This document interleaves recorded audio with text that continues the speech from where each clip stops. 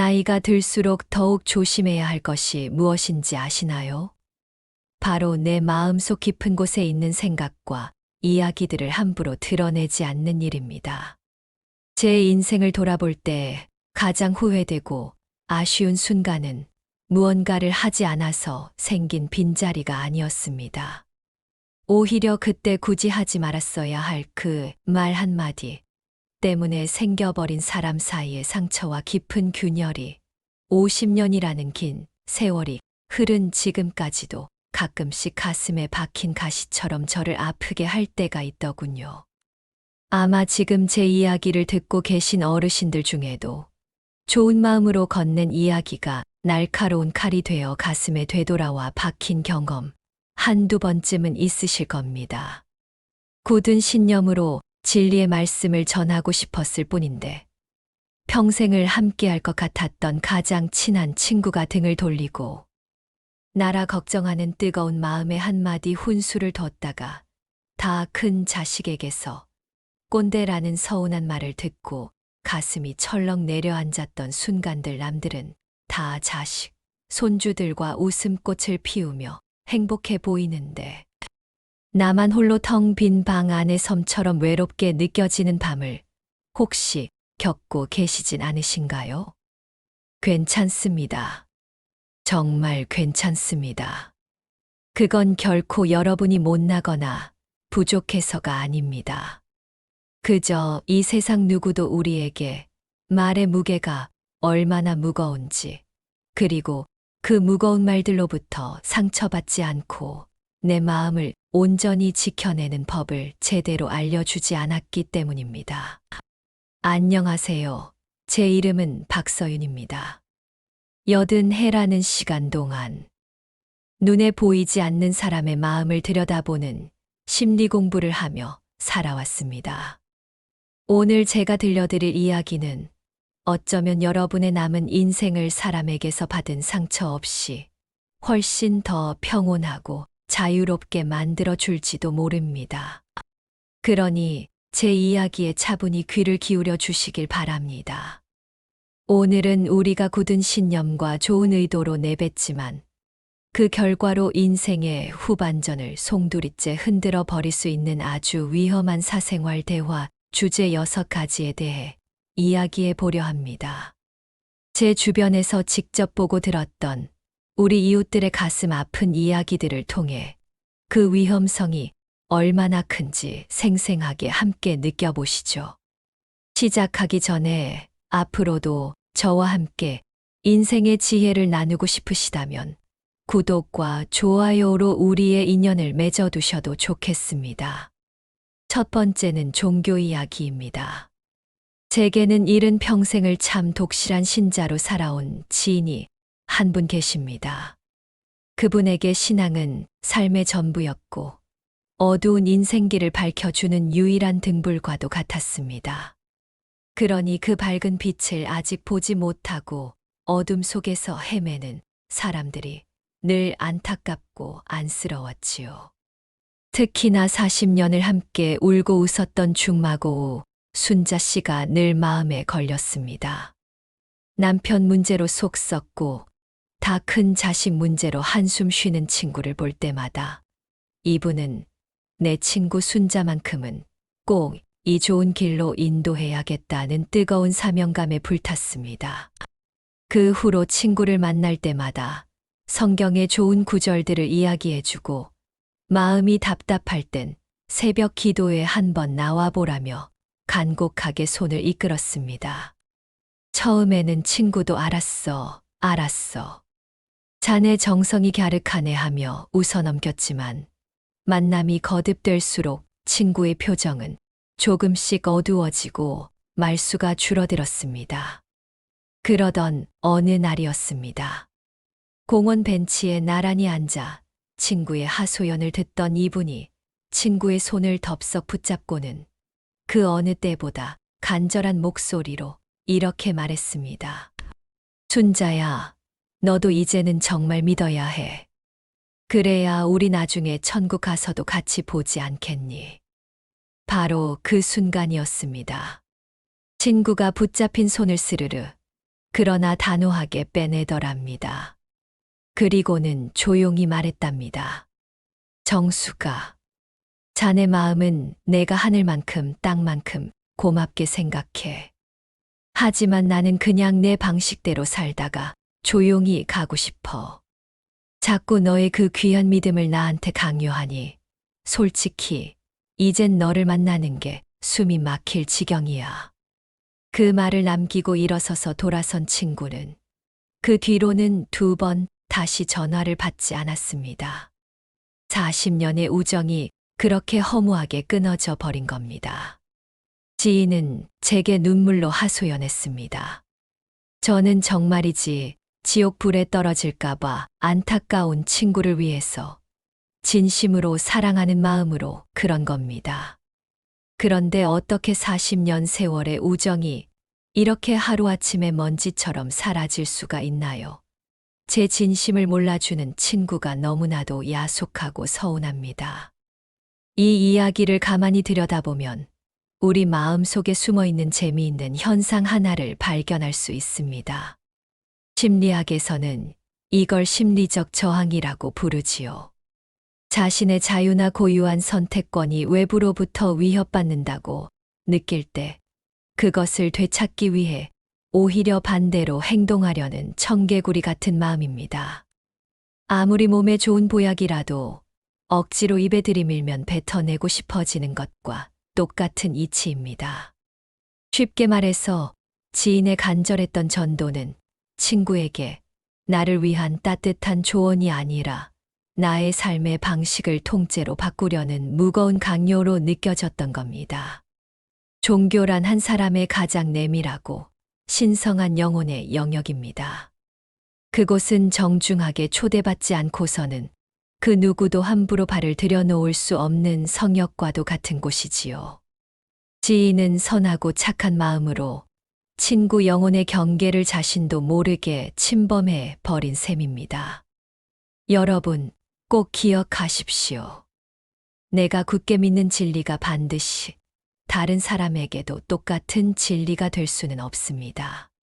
진정한 믿음의 실천은 100마디 말로 전파하는 것이 아니라 내 삶을 통해 스스로 그 평화와 사랑을 묵묵히 보여주는 것입니다. 내 삶의 모습이 은은한 꽃처럼 향기로울 때 사람들은 그 향기의 근원을 궁금해하며 굳이 부르지 않아도 스스로 다가오게 마련입니다. 2번째는 정치 이야기입니다. 이번에는 저희 동네 사랑방 갔던 노인정에 꼭 나오시던 최 선생님이라는 분이 생각나네요. 평생을 교직에 몸담으시다 정년 퇴임하시고 그 노인정에 나와 동년배들과 어울리는 것이 유일한 낙인 분이셨죠. 최 선생님은 옳고 그름에 대한 신념이 강하셨고 나라를 사랑하는 마음이 그 누구보다 뜨거운 분이었습니다. 그날도 여느 때처럼 노인정 텔레비전에서 나오는 정치 뉴스를 보며 못마땅한 표정으로 한마디 툭 거들었다고 합니다. 요즘 젊은 사람들은 정말 문제야, 문제. 나라가 어떻게 돌아가는지 관심도 없고 이러다 정말 나라가 망하는 거 아닌가 몰라. 처음에는 맞은편에 앉아있던 몇몇 분들이 맞아. 최 선생 말이 다 맞아 하며 고개를 끄덕이며 동조했습니다. 하지만 그때 구석에서 조용히 장기를 두고 있던 김 영감님이 버럭 소리를 지르며 분위기는 순식간에 얼어붙었습니다. 당신이 도대체 뭘 안다고 그렇게 함부로 말해. 지금 정부가 얼마나 잘하고 있는데. 그 한마디가 불씨가 되었습니다. 평소에는 점잖기만 하던 분들의 입에서 저쪽 찍는 것들은 다 생각이 없는 거야. 당신 같은 사람들 때문에 나라가 이 모양 이 꼴이야. 같은 거친 말들이 봇물 터지듯 쏟아져 나왔습니다. 순식간에 노인정은 두 패로 갈려 서로를 평생의 원수처럼 노려보기 시작했습니다. 그 서슬퍼런 논쟁의 한가운데 바로 최 선생님이 있었습니다. 최 선생님은 며칠 뒤 저를 찾아와 눈물을 글썽이셨습니다. 선생님, 저는 정말이지 나라 걱정하는 마음에 우리 아들, 딸, 손주들이 더 좋은 나라에서 살았으면 하는 뜨거운 마음에 한 소리 한 겁니다.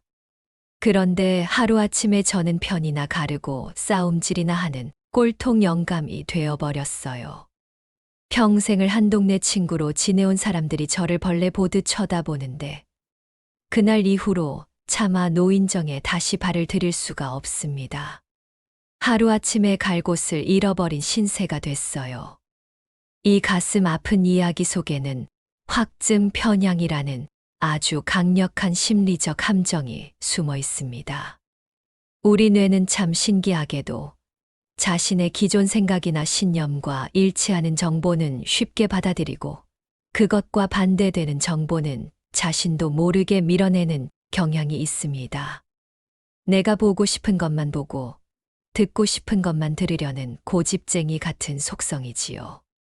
최 선생님은 자신의 정치적 신념이야말로 애국이고 자신과 반대되는 의견은 매국 또는 세상 물정 모르는 무지라고 무의식 중에 규정해 버린 겁니다.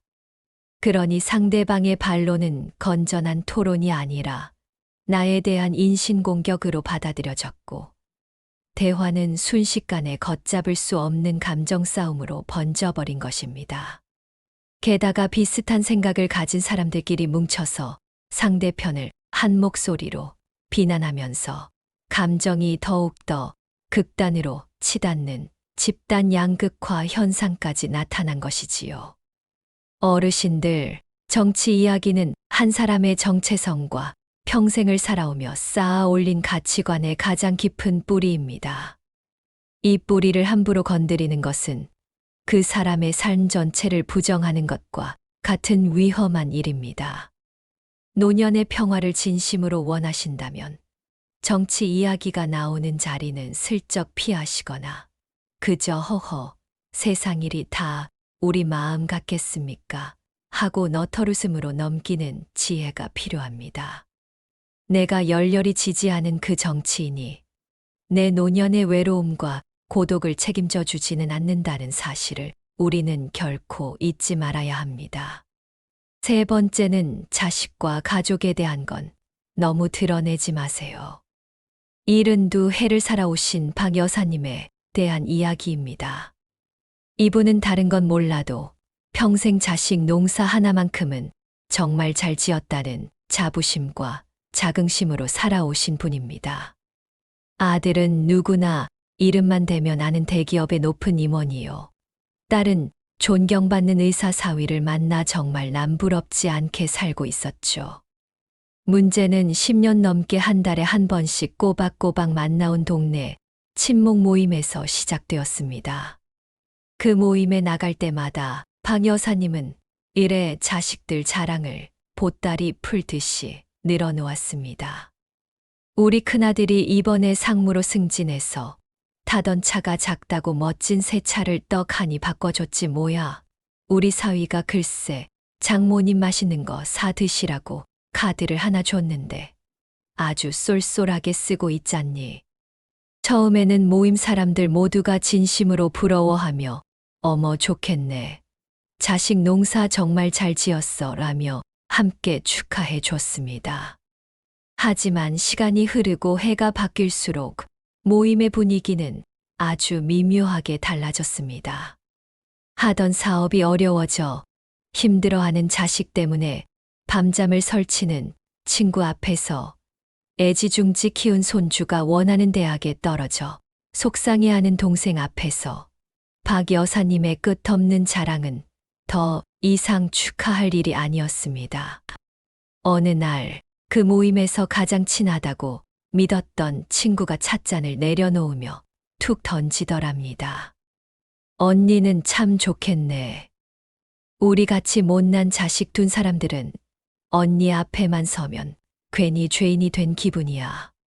그 말을 듣는 순간 박 여사님은 마치 큰 망치로 머리를 한 대에 세게 얻어맞은 것 같았다고 합니다.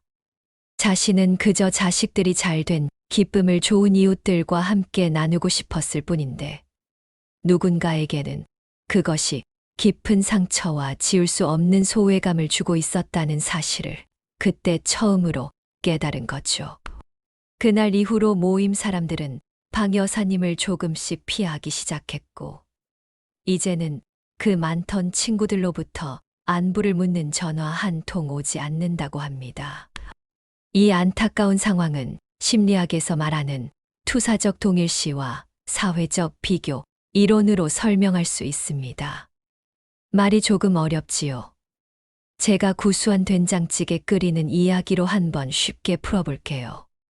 투사적 동일시란 내 마음 속에 있는 감정이나 욕망을 다른 사람에게 휙 던져버리고 그 사람도 마땅히 내 생각대로 느끼고 행동할 것이라고 여기는 우리 마음의 작용입니다.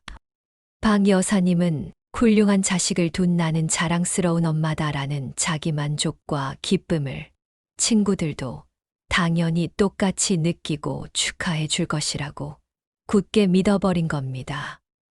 내가 정성껏 끓인 된장찌개가 맛있으니 세상 모든 사람들도 맛있다고 할 거라는 순진한 착각과 같죠. 하지만 듣는 사람의 마음은 천지 차이입니다. 특히나 비슷한 나이, 비슷한 환경에 있는 사람들끼리는 끊임없이 서로를 비교하며 자신의 위치를 확인하려는 본능이 있습니다. 박 여사님의 자랑은 다른 친구들에게 나는 당신보다 훨씬 나은 삶을 살고 있다는 보이지 않는 메시지로 전달되었고, 그들에게 상대적 박탈감이라는 아주 쓰디쓴 상처를 남긴 것입니다. 자식 이야기는 웬만하면 누가 묻기 전에는 먼저 꺼내지 마십시오. 설령 그것이 자랑이라 해도 그렇고 자식의 흉이라 해도 마찬가지입니다. 자랑은 남의 시기를 낳고 흉은 위로를 빙자한 불필요한 훈수를 낳기 마련입니다. 내 자식의 문제는 그저 내 마음의 가장 깊은 서랍 속에 소중히 넣어두고 혼자 묵묵히 감당하는 것이 지혜로운 어른의 모습입니다. 네 번째 돈 문제 이야기입니다. 이번에는 평생을 시장 구석에서 옷 장사를 하며 잠 안 자고 안 먹고 악착같이 돈을 모은 김 사장님이라는 분의 이야기입니다. 65 되신 김 사장님은 돈에 대해서만큼은 누구보다 정직하고 떳떳해야 한다는 굳은 신조를 가지고 있었습니다. 그래서 친구들이나 형제들에게도 자신의 재산 상황을 굳이 숨기지 않았죠. 술 한 잔 걸치시면 이래 내가 이 나이에 그래도 먹고 살 만한 상가 2개는 가지고 있으니 이제는 다리 뻗고 맘 편히 살아야지 라며 호탕하게 웃으시곤 했습니다. 처음에는 다들 평생 고생했다며 진심으로 부러워하고 축하했습니다. 하지만 그 솔직함은 인간관계에 아주 미세한 균열을 만들어내기 시작했습니다. 명절에 조카들에게 주는 용돈 액수를 두고 다른 형제들과 보이지 않는 신경전이 벌어졌고, 돈이 급한 오랜 친구들은 이래 김 사장님을 찾아와 자네는 돈 많지 않은가라며 은근히 압박을 주거나 서운한 소리를 하곤 했습니다. 결정적인 사건은 20년 넘게 친동생처럼 아끼던 후배가 찾아와 엎드려 울며 사업 자금을 빌려달라고 했을 때 터졌습니다. 김 사장님은 그간의 뼈아픈 경험상 아무리 친한 사이라도 돈 거래는 절대 하지 않는다는 원칙이 있었기에 정중하게 거절했습니다. 그러자 그 순하던 후배의 얼굴이 싹 바뀌더랍니다. 형님, 제가 형님을 그렇게 안 봤는데 정말 무서운 분이시네요. 없는 사람 사정은 털끝만큼도 생각 안 하시는군요. 그 차가운 한마디에 20년 세월의 끈끈했던 우정이 허무하게 산산조각 났습니다. 김 사장님은 제게 이렇게 말했습니다. 원장님, 제가 돈이 좀 있다고 소문이 나니 진짜 내 사람은 다 사라지고 오직 내 돈을 보고 다가오는 사람들만 주변에 남는 것 같습니다. 저는 그저 예전처럼 돈 걱정 없이 막걸리 한 잔 기울이며 함께 웃고 떠들던 그때가 사무치게 그리울 뿐입니다. 김 사장님께서는 금전적 투명성에 역설이라는 함정에 빠지신 겁니다. 우리는 보통 투명하고 솔직한 것이 좋은 것이라고 배우며 살아왔지만 돈 문제에 있어서만큼은 정반대인 경우가 훨씬 많습니다. 내 재정 상태를 만천하에 공개하는 그 순간 나는 더 이상 인간 김 사장이 아니라 상가 2채를 가진 부자라는 무거운 꼬리표가 붙게 됩니다. 이 꼬리표는 관계의 본질을 흐려놓습니다. 상대방은 나를 있는 그대로의 모습으로 보는 것이 아니라 나의 경제적 능력을 통해 자신에게 돌아올 이익과 손해를 머릿속으로 빠르게 계산하기 시작합니다.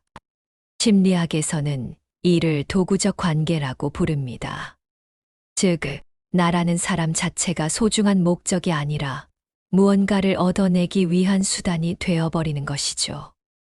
빌려주면 돌려받지 못할까 밤새 걱정하고, 안 빌려주면 야박하다는 소리를 들을까 또 걱정합니다. 내 돈 이야기는 입 밖으로 꺼내는 순간부터 나를 얽어매는 무거운 족쇄가 됩니다. 지갑은 굳게 닫혀 있을 때 가장 안전하고, 내 마음은 돈 이야기에 대해 침묵할 때 가장 평화롭다는 것을 부디 잊지 마십시오. 5번째, 건강과 지난 상처를 너무 드러내지 마세요. 이번에 들려드릴 분은 남편과 먼저 사별하고 오랫동안 혼자 지내시는 77의 이 여사님 이야기입니다. 이 여사님은 만나는 사람마다 자신의 아픈 곳과 지난날 시집살이하며 겪었던 서러운 기억들을 본물 터지듯 쏟아내는 것이 오랜 습관이었습니다. 어제는 허리가 끊어질 것처럼 아파서 밤새 끙끙 앓으며 한숨도 못 잤어. 우리 영감 살아있을 때 그 지독했던 시어머니한테 내가 얼마나 구박받고 살았는지 몰라. 지금 생각만 해도 이가 갈리고 눈물이 나. 처음에는 주변 사람들도 함께 안타까워하며 얼마나 힘드셨어요. 몸조리 잘하셔야 해요라며 진심 어린 위로를 건넸습니다. 하지만 똑같은 신세 타령과 수십 년 전의 묵은 상처 이야기가 1년, 2년, 3년이 넘도록 반복되자 사람들은 점차 지쳐갔습니다. 이 여사님에게서 전화가 걸려오면 자신도 모르게 가슴이 답답해져 오는 것을 느끼며 통화를 피하기 시작했고, 만나자는 약속도 이런저런 핑계를 대며 거절하기 일쑤였습니다. 이 여사님은 그 이유를 도무지 알 수 없었습니다. 그저 나이가 드니 이제 다들 나를 귀찮아하는구나라며 더욱더 깊은 외로움과 서러움에 빠져들었죠. 결국 이 넓은 세상에 홀로 덩그러니 남겨진 것 같은 깊은 절망감에 저를 찾아오셨습니다. 이 여사님의 마음은 마치 밑 빠진 독과 같았습니다. 아무리 위로의 말을 부어주어도 그 순간뿐 돌아서면 다시 슬픔과 원망이 가슴 속에 차오르는 상태였죠. 이는 감정적 전염과 공감 피로라는 현상으로 설명할 수 있습니다. 슬픔이나 분노 같은 부정적인 감정은 마치 독한 감기 바이러스처럼 전염성이 매우 강합니다. 이 여사님의 끝없는 하소연을 듣는 사람들은 자신도 모르는 사이에 그 무겁고 축축한 우울감에 물들게 됩니다. 한두 번은 기꺼이 함께 아파해 줄 수 있지만 이것이 끝없이 반복되면 듣는 사람의 감정 에너지도 모두 소진되어 버립니다. 이것이 바로 공감, 피로입니다. 더 이상 다른 사람의 고통에 공감해 줄 마음에 힘이 남아있지 않게 되는 것이죠. 내 아픔을 누군가에게 털어놓는 것은 분명 중요한 치유의 과정 중 하나입니다. 하지만 그것은 안전하고 전문적인 공간, 예를 들면 상담실이나 내 아픔을 온전히 받아줄 수 있는 단 한두 명의 깊고 믿음직한 친구에게만 아주 제한적으로 이루어져야 합니다. 만나는 모든 사람에게 나의 상처를 계속해서 드러내는 것은 낫지 않은 상처에 자꾸만 소금을 뿌리는 것과 같습니다. 순간의 동정을 얻을지는 몰라도 마음을 나눌 수 있는 진정한 관계는 영영 얻을 수 없습니다. 6번째 침묵의 지혜 이야기. 지금까지는 조금 어둡고 가슴 아픈 이야기들을 나누었지요. 하지만 여러분, 희망은 언제나 절망의 끝에서 우리를 기다리고 있습니다. 제가 가장 최근에 알게 된 예수나옵의 박목수님 이야기를 들려드리겠습니다. 박목수님 역시 앞서 말한 모든 실수를 반복하며 외롭고 쓸쓸한 노년을 보내고 있었습니다. 자식 문제, 돈 문제, 정치 이야기로 주변의 오랜 친구들을 모두 잃었죠. 그러던 어느 날 답답한 마음에 홀로 산에 올랐다가 산 중턱 정자에서 말없이 바둑을 두는 노인들을 우연히 보게 되었다고 합니다. 그분들은 몇 시간이 지나도록 별다른 말을 하지 않았습니다. 그저 묵묵히 바둑돌을 놓고 가끔 보온병에 담아온 따뜻한 차를 한 잔 나눌 뿐이었죠. 그런데 그 깊고 고요한 침묵 속에서 이상하게도 아주 깊은 편안함과 끈끈한 유대감이 느껴지더랍니다. 그 모습에 큰 깨달음을 얻은 박목수님은 그날 이후로 말을 줄이는 연습을 시작했습니다. 모임에 나가서도 일부러 자기 이야기는 반으로 줄이고 대신 다른 사람의 이야기를 귀 기울여 들어주는 역할을 했습니다. 정치나 종교처럼 논쟁이 될 만한 주제가 나오면 그저 온화하게 웃으며 허허, 세상 일이 다 우리 마음 같겠습니까라며 슬쩍 화제를 돌렸습니다. 자식이나 돈 자랑 대신 요즘 새로 키우는 난초가 드디어 꽃을 피웠는데 그 모습이 참 예쁩디다와 같은 소소한 일상의 기쁨을 나누기 시작했습니다. 놀라운 변화는 아주 서서히 일어났습니다. 사람들은 박목수님을 함께 있으면 이상하게 마음이 편안해지는 사람으로 여기기 시작했습니다. 이런저런 이유로 떠나갔던 친구들이 하나둘 다시 연락을 해왔고, 이제 그의 주변에는 언제나 잔잔한 웃음소리가 끊이지 않습니다. 자, 이 모든 마음의 감기를 이겨낼 방법은 의외로 간단합니다. 우리 삶에 바로 적용할 수 있는 구체적인 마음 관리법 3가지를 제가 처방해 드리겠습니다. 첫째, 신호등 대화법을 기억하세요. 마음속에 신호등을 하나 켜두는 겁니다.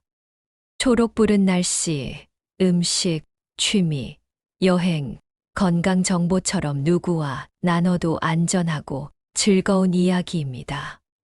이런 이야기들로 대화를 시작하세요. 노란불은 자식, 돈, 건강 문제 등 오늘 우리가 다룬 대부분의 주제입니다. 이 이야기는 상대방이 먼저 깊이 있게 묻지 않는 한 내가 먼저 꺼내지 않는 것이 좋습니다. 잠시 멈추고 생각해야 합니다. 이 말을 지금 꼭 해야 하는가? 빨간불은 바로 종교와 정치 이야기입니다. 이곳은 무조건 멈춰야 하는 구간입니다. 내 신념을 증명하려 들지 말고 그저 조용히 지나가십시오. 그 길이 내 마음의 평화를 지키는 가장 빠른 길입니다. 둘째, 메아리 화법을 연습하세요. 내가 하고 싶은 말을 쉴 새 없이 쏟아내는 확성기가 아니라 상대방의 말을 가만히 듣고 되돌려주는 메아리가 되어보는 겁니다. 누군가 요즘 허리가 아파서 정말 힘들어라고 말하면 내가 왕년에 더 아파봤는데라고 내 이야기를 불쑥 꺼내는 대신 아, 허리가 아파서 정말 힘드시겠군요라고 그 사람의 감정을 그대로 인정해주고 공감해주세요. 이것만으로도 당신은 자꾸만 만나서 이야기하고 싶은 사람이 될 수 있습니다. 셋째, 나만의 비밀의 정원을 가꾸세요. 내 마음 속에 아무도 함부로 들어올 수 없는 아름다운 정원을 가꾸는 겁니다. 그 정원에는 내가 가장 아끼는 생각, 소중한 추억, 남에게 굳이 말할 필요 없는 나의 신념과 아픈 상처들이 조용히 자라고 있습니다. 모든 것을 남에게 보여주고 평가받을 필요는 없습니다. 혼자 조용히 나의 정원을 거닐며 스스로를 위로하고 다독여주는 시간을 가지세요. 이 단단한 내면의 힘이야말로 외부의 어떤 거친 말에도 흔들리지 않는 가장 튼튼한 뿌리가 되어줄 겁니다. 오늘 우리는 평생을 후회하게 만드는 6가지 말에 대해 이야기 나눴습니다. 하지만 여러분, 이것은 당신의 입을 굳게 닫고 외롭게 살라는 뜻이 결코 아닙니다. 오히려 그 반대입니다. 인생의 진정한 지혜는 무엇을 말할까를 고민하는 데서 나오는 것이 아니라 무엇을 말하지 않을까를 아는 데서 나옵니다. 우리가 살아온 그 깊고 고단했던 세월의 깊이는 굳이 말로 애써 증명하지 않아도 여러분의 얼굴에, 주름진 손마디에, 그리고 깊은 눈빛 속에 이미 보석처럼 모두 담겨 있습니다. 당신은 그 존재 자체로 이미 충분히 위대하고 존경받을 만한 분들입니다. 그러니 이제부터는 바깥의 시끄러운 소리보다 내면의 고요한 소리에 더 귀 기울여 주세요. 불필요한 말들로 소중한 에너지를 쏟는 대신 그 힘을 오롯이 나 자신을 돌보고 내 주변의 작은 것들을 사랑하는 데 사용하세요. 맑은 가을 하늘을 한 번 더 올려다보고 길가에 소리 없이 핀 들꽃에게 따뜻한 눈길을 주고 따뜻한 차 한 잔을 천천히 음미하는 그 평온함 속에 진짜 행복이 숨어 있을 겁니다. 오늘 제 이야기가 당신의 마음에 작은 울림을 주었다면 댓글창에 여러분의 이야기를 남겨주세요. 여러분의 마음속 가장 큰 돌덩이는 무엇이었나요? 혹은 오늘부터 어떤 말을 아껴보기로 다짐하셨나요? 이곳에 털어놓고 가시면 그 무게가 조금은 가벼워질 겁니다. 저도 하나하나 소중히 읽어보겠습니다. 제 인생의 지혜가 필요할 때 언제든 다시 찾아올 수 있도록 구독으로 저와 인연을 맺어두세요. 당신의 남은 날들이 말의 상처 없이 고요하고 평안하시기를 진심으로 기원합니다. 감사합니다.